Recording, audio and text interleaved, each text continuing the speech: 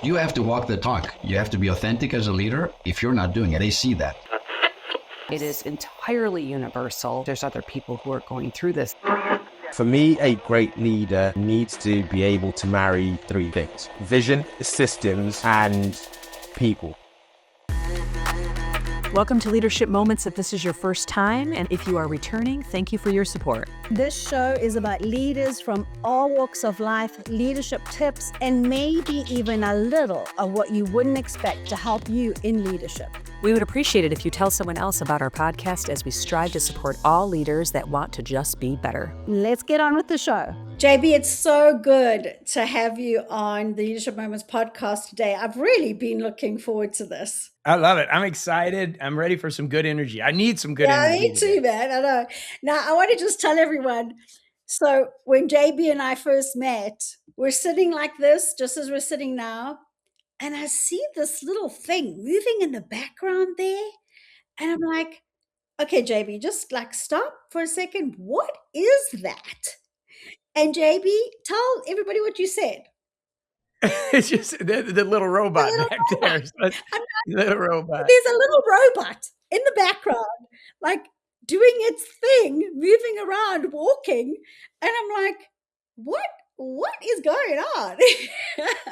It is kind of funny. Yeah, he does. Well, the cat's either there, the dog, or the robot. One of those three things is usually in the background. But it was so funny because I was like, doesn't look like a cat or a dog. Okay. So JB, what is that? And like, what is it doing?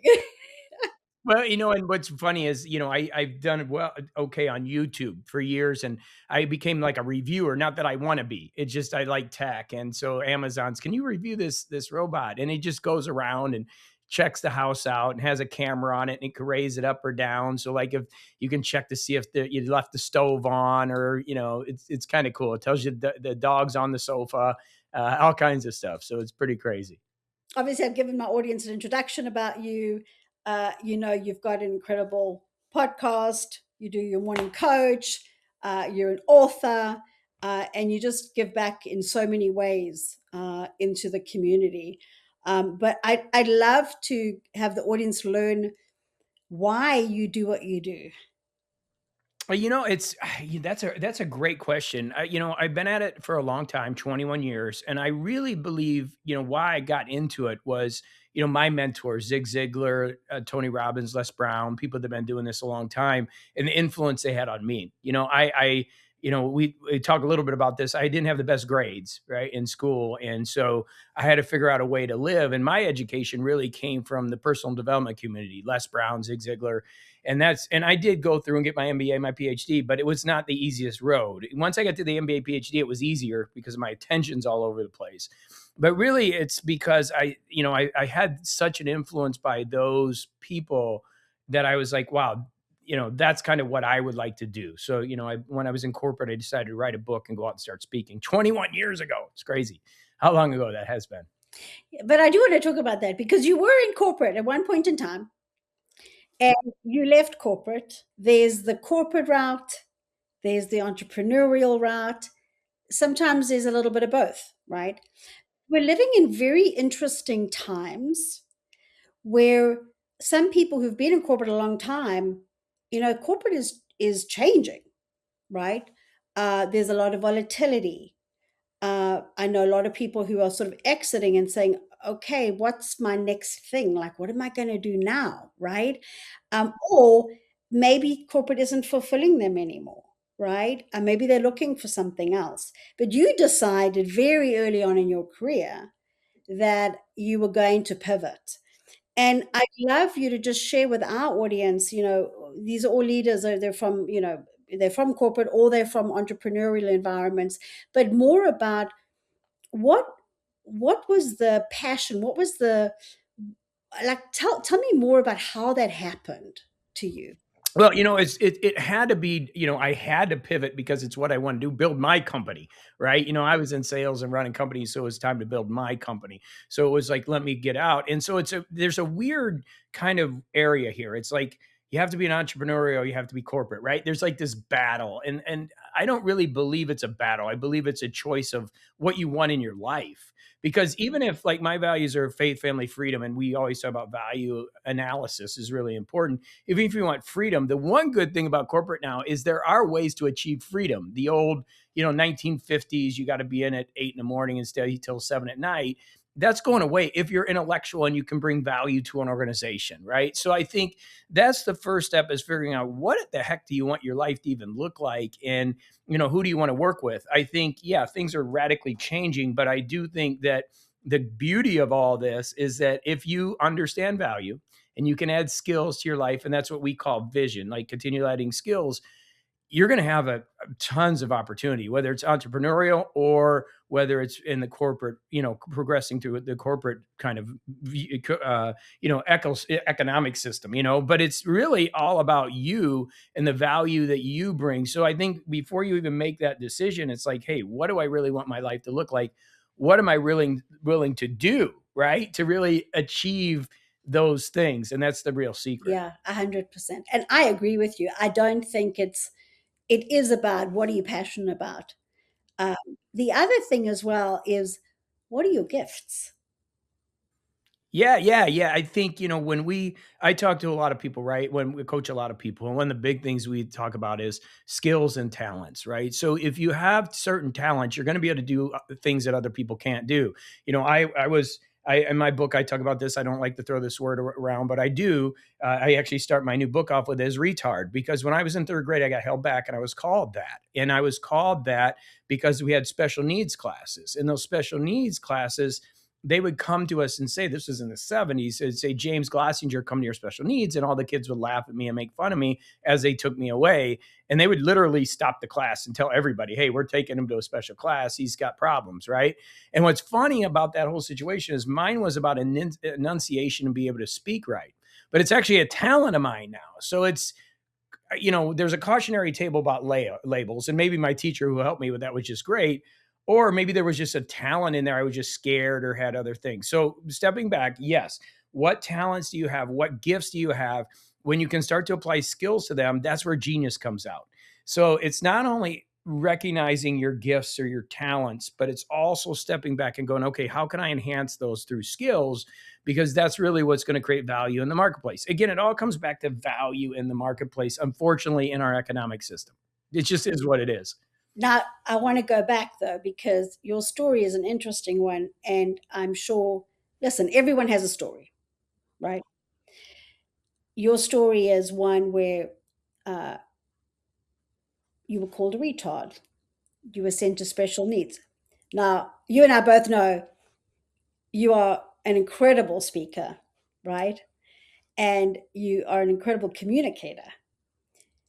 How did that experience, I'm going to put you on the spot here a little bit. How did that experience help you become who you are today?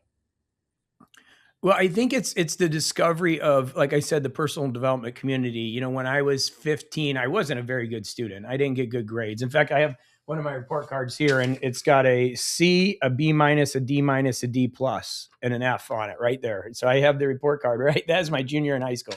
So I wasn't a good student, but in that time I had a health teacher that, there was a Zig Ziglar book, See You at the Top. And that's when I learned about goal setting and about, and Zig saying, hey, if you want to become better, you got to read, and I wasn't a reader. And so it was like, I just had to get self-education. And I think that's why, what I do with Morning Coach is so important, because I had to build a system that wasn't for the straight A students or the people with this, the golden spoon in their mouth. I didn't have any of that. I come from a blue collar family here in Indiana. And, I had to make this thing happen. And it wasn't because of the grades. It wasn't because of the letters behind my name. I had to figure out what could I do. And that came from literally learning outside of the traditional system. And I think that's where a lot of people fall down as they get, later in life, they get their degree and they think that's where it ends. And really that's where it starts. If you want to be truly successful in having peace and joy in your life, if you don't have that, right? I think it's important. Yeah. Now, talk to me about the systems, right? Because I think you're onto something here. And I know this is something also you talk about. I mean, you've got Morning Coach. You're mentoring a lot of people, right? You're talking to people all the time. But I want to know, like, to take me through, like, how did you do that? Like, because you had to also have the drive and the desire. Yeah, I think that's an important part. You gotta have it, but if you rely on motivation and drive, you're not gonna get there because it will fail. I don't care who you are, at some point it's gonna fail. If you wanna be the best person that makes chocolate and you make chocolate every day, you're gonna hate chocolate one day. You just wake up and do it. It is what it is. So you have to have systems, and systems are so important that you can connect to a system and you don't focus so much on the results. You just go. It's like, look, 2 years ago, my vision. So we have mission, vision, values. Missions is what you're going to do. Vision is who you're going to become. I said, I'm going to run the Boston Marathon or qualify. I have never been a runner, never even ran a marathon before. And so I failed my first one. And my second one, I actually qualified. And my mom was there, 80-year-old mother. It was amazing. The reason I did that and qualified in Toledo and ran a 3:27 is because of the system. I had to run 40, 50 miles a week. I had to do it in a specific way. And I had to show up and do it. There was no way I could motivate myself or have the drive to get up every day and train for a marathon. Absolutely no way. Not as a runner. I'm not a runner. That's not what I do. So you have to have systems. You have to have some structure that you wake up and you do every day. And you got to have fun in the process. Like, it can't be just this analytical spreadsheet system.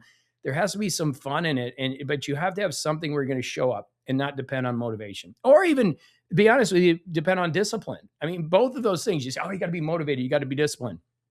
You got to be a little disciplined. I get it, but you have to have a system. It's not so much about the discipline. It's about making sure you have a system and just showing up and doing it. Yeah. Well, because the discipline, if you don't have a system and you don't know what you're going to have to be disciplined in. Exactly. Right? I mean, you have to have it in place. Well, and that's a really big accomplishment. And I think when you accomplish something like that, you also realize that you can do a whole bunch of other things that you've never done before because you weren't a runner, right?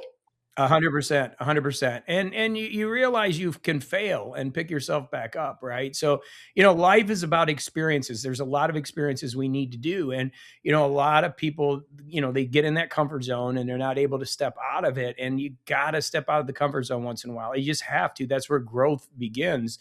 It doesn't, work when you're just being static. And we do live in a society, unfortunately, that comfort is a motivator. Like, I just want to be comfortable. And I just want to feel good, and I just want things to work. Unfortunately, if you live life long enough, you realize that you're not always comfortable and not everything works. So you got to have something you can fall back on. Yeah, it's so funny that you say that, because I think about my 80-year-old father, right? He just got a new phone.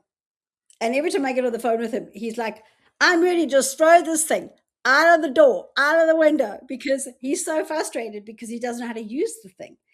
And I'm just thinking back to something you've said, which I think is a really important part for our audience, that everything is always shifting and moving. Everything, right? Faster than ever too, right? I mean, it's moving quick. I mean, that's one of the things we're trying to do at Morning Coaches, work with psychological time and just slow it down because it is moving fast. Yeah. And so you said something, though. You said, like, you can't stay in your comfort zone.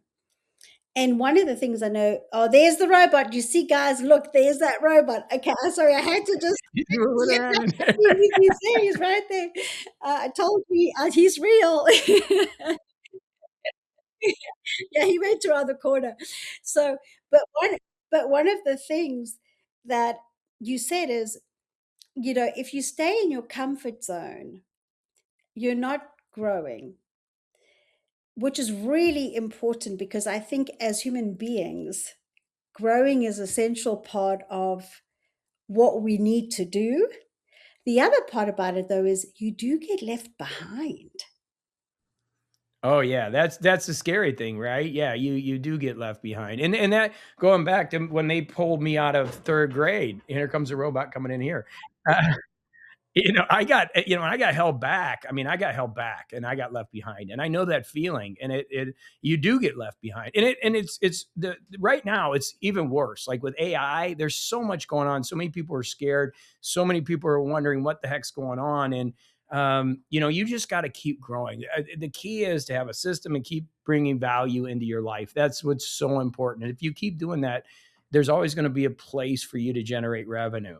And in our current economic system, maybe one day the economic system shifts, but that's a whole different discussion. Right now, we're in a capitalistic society that rewards value. So, in order for you to be rewarded, you need to create value in some way, and that means you have to grow. If you're not growing, there's an old adage: a tree's either growing or dying, and there's no two ways about it. Yeah, 100%. Now, you again, you got your morning show, you've got the book. What advice are you giving to people that you're talking to? Like, what do you see as some of the biggest challenges people are having?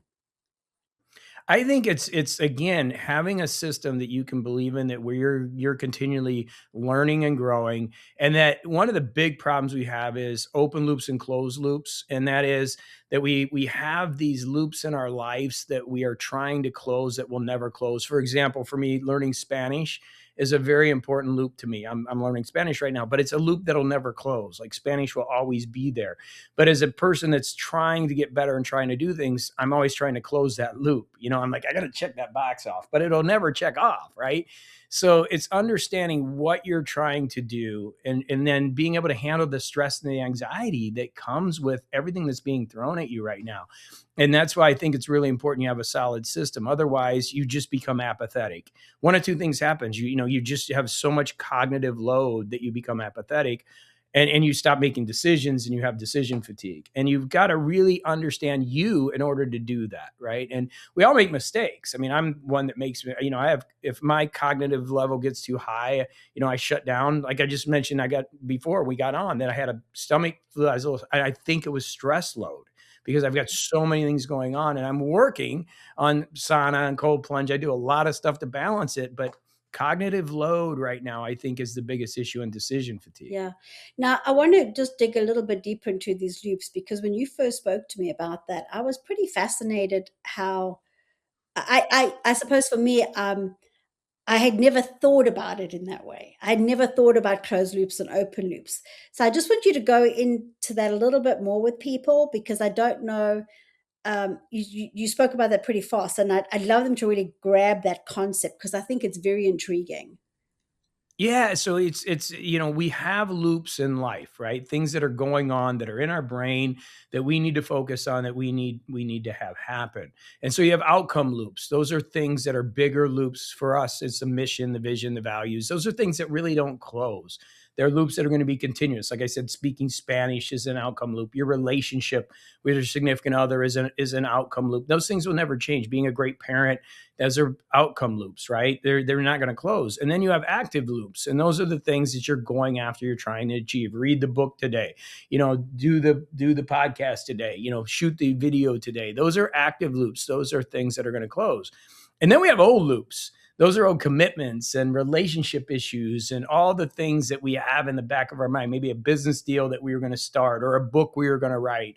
And so we have all these loops that are continually going in our lives, which are just constantly creating cognitive issues. And here's the deal: is it's not the big loops. It's the hundreds of little loops as we get older that we don't do something with. So what we got to do is first recognize what they are. Is it an outcome loop, or is it an active loop? Is it something I can close, or is it something that's going on and going? That alone relieves a massive amount of stress. Instead of looking at my thing and going, I got to do Spanish today, I'm like, no, I just need to do a little Spanish today. I don't need to become fluent today, right? And it's such a relief. Like, my business doesn't need to grow today. It's going to grow. Those are outcome loops. My business is going to grow over time. Stop creating so much anxiety and stress because I want to check the box off of business growth. So once you know them, then you can kind of figure out what you're going to do with them. You can kind of keep them open. You can park them. Parking's a really cool thing. Like, say you get a letter from an attorney, you get a subpoena or something. You're like, oh my gosh. And the loop's starting to ruminate. What could happen? They're going to lose my house. I'm going to sue me. I'm going to have all this stuff going on. Anybody in business that have been subpoenaed, that the legal system operates in a loop, right? So what you do is you park that loop. I actually take out my journal and draw a little box and say, okay, it's in here. And I'm not going to do anything with that. It's out of my head until something comes in and I need to do something with it, right? So you can park a loop, you can schedule a loop, or you can close a loop. So it's understanding what's happening with the loops in your mind are so important, and in your life can really can really change your life, can change your life. Yeah, I think it's very important, because one thing that I hear a lot of is people have anxiety and stress over these constant, just loops that don't stop. Does that make sense? It's just, and I think what you're saying, which makes total sense, is if you know what kind of loop it is, then all of a sudden it's in context of the box that it's in. 100%. You're giving, like, Spanish was a big one for me. Like, I want to be a fluent Spanish speaker, and I have a goal to do it this year. It's a vision, right? So it's like, I'm going to be this fluent Spanish speaker. So not this month, but last month, I was stressing out. Like, oh my gosh, I missed a class. I can't believe I missed a class. Oh my God, I got to make it up. Now I got to do this. And it was adding so much pressure that I go, this is a loop. This is an outcome loop. This isn't an action loop. This isn't something that's going to end. It will not even end at the end of this year. I will always be continually getting better at Spanish. And just by understanding that, it just took all the pressure away. And it was like, I don't have to do it today. Now, I'm not saying I don't study and I don't work on it, but it took the pressure of having to study and do it. It actually makes it more enjoyable. Yeah, for sure. So this is just a little sidebar. Why? I know the answer to this, but the audience doesn't. Why are you learning Spanish?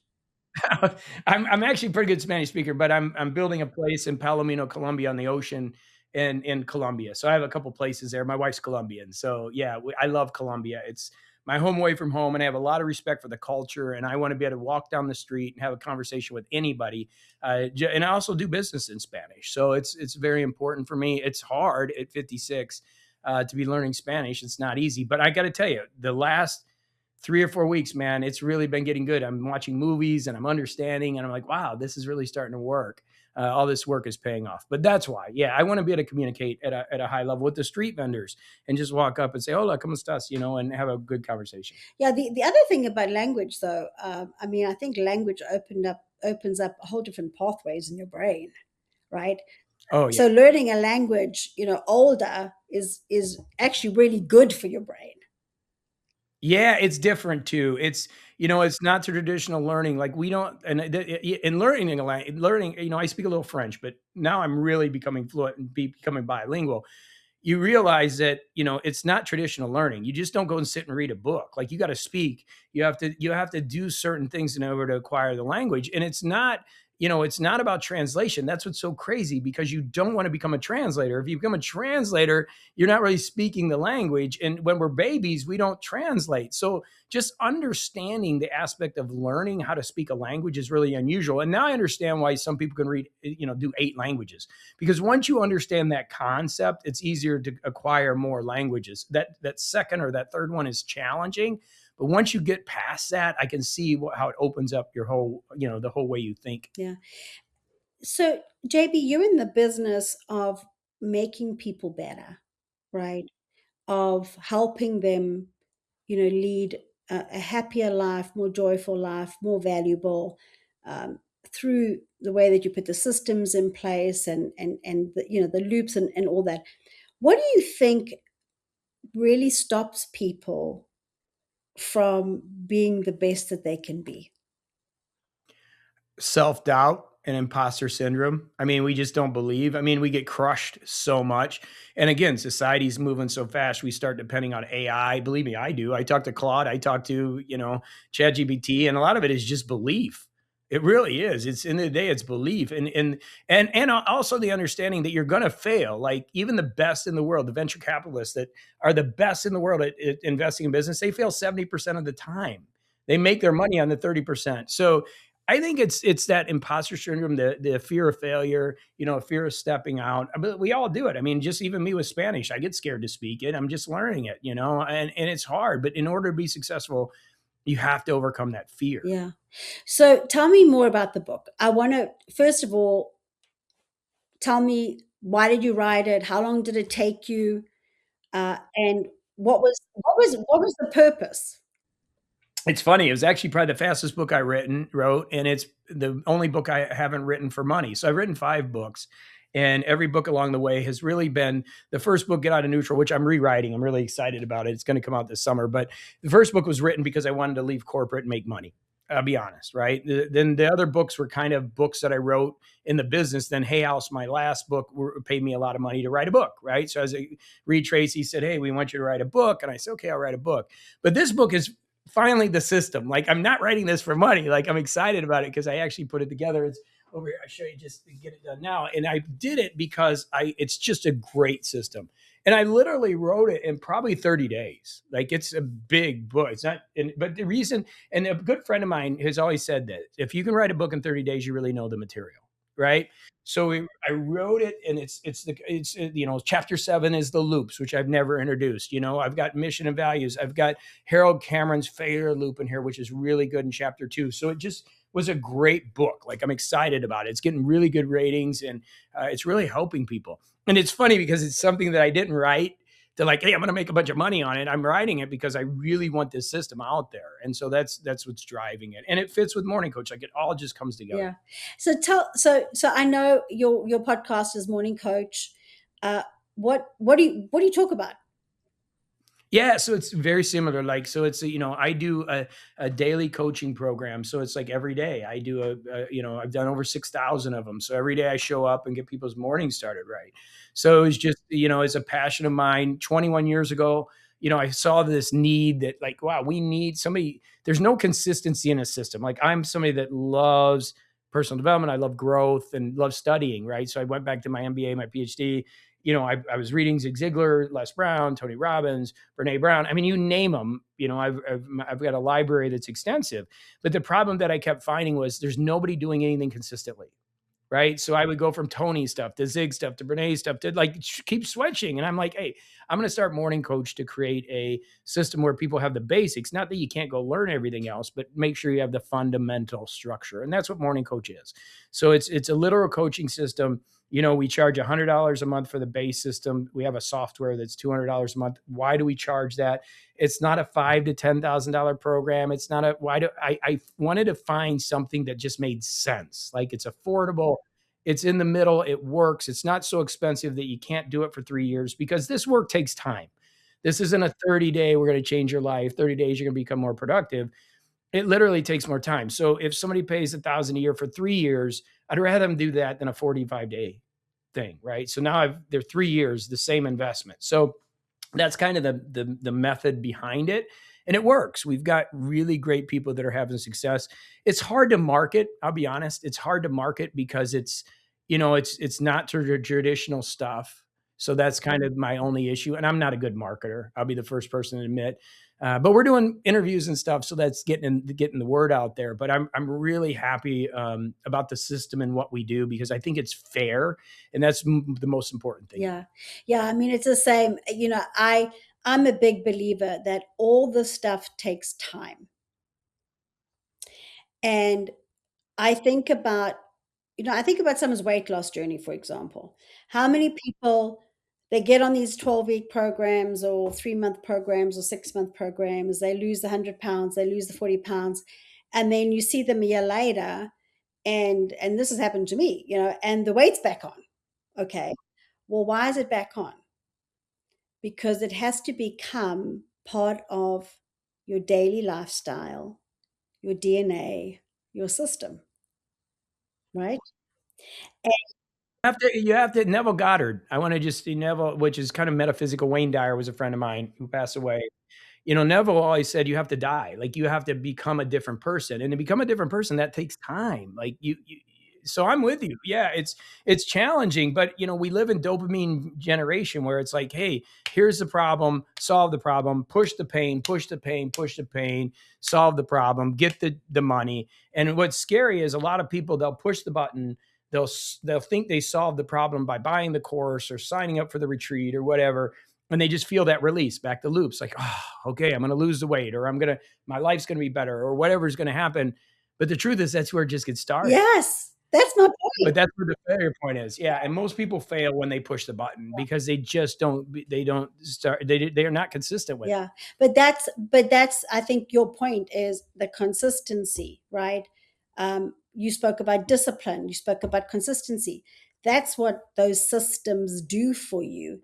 I think the other thing that I love is your categorization of the loops, because if you can compartmentalize where does it fit within your life, where does it fit within its prioritization, its importance, is it ongoing, is it part of a checkbox, and then again, like, you've got to build that system around it. So I really love that. Well, and honestly, it's not about my system. I have techniques, loops, and mission and vision. The truth is, if somebody just gets clear about what they want to do and they continually optimize, they're not going to fail. I mean, they're going to fail along the way, but they're going to get better. Like if you want to learn piano, right? You get clear. I want to learn Chopin or whatever. I want to learn piano. If you start working on it every day, it's going to be horrible. But if you just keep taking it day by day and keep working on it, eventually you're going to be able to play piano. You might not be a virtuoso, but you're going to play piano. It might take you 10 years. It's not magic. And that's why I think Morning Coach works so well, because it's not so much about my systems or the stuff we've put together. It's really that we show up and I'm there and we're there for you. And people fall off. I get it, but you come back. We all make mistakes. It's part of life. Yeah, I love that. So as we wrap up here, what are some quick pieces of advice if you wanted to leave our audience with something today? What would be your final advice? I would say mission and vision are really important. Like figure out something you want to do over the next 12 months and figure out what you want to become. Like if you can just get clear about two things and then proceed towards those things. I think it was Thoreau said, if man endeavors consistently to the direction of his goals, he'll meet success uncommon in any hours. I think that was Thoreau and I just butchered it. But that's it. Get clear. Just get clear about something you really want to do and do it. And it's amazing. We overestimate what we can do in a short amount of time and we underestimate what we can do in a long amount of time. And I heard that from Tony Robbins. That's not me, but that's so true. So if we can just get some clarity over the next 12 months, hey, go do something, become something and add something to your life. It'll make your life better. Well, great job. And thanks again, JB, for being with us today. It was fantastic having you. And for all of those, JB's links will be there. His link to his book will be part of everything on the YouTube channel, be out on the podcast. Please go and subscribe. Please go and listen to him on Morning Coach. He's got just some fantastic stuff going on. So thanks for being with us today. Thank you for having me. Thank you. If you enjoyed the show, please go to leadershipmomentspodcast.com to subscribe to the podcast or on your favorite player, as well as follow us on Instagram and LinkedIn. You can also send us a message on what you like and don't like, or what guest you want us to have on the show. So until next time, this is Stacey Castor, and what doesn't challenge you won't change you. And I'm Tracy Ann Palmer. Be the change you wish to see in the world.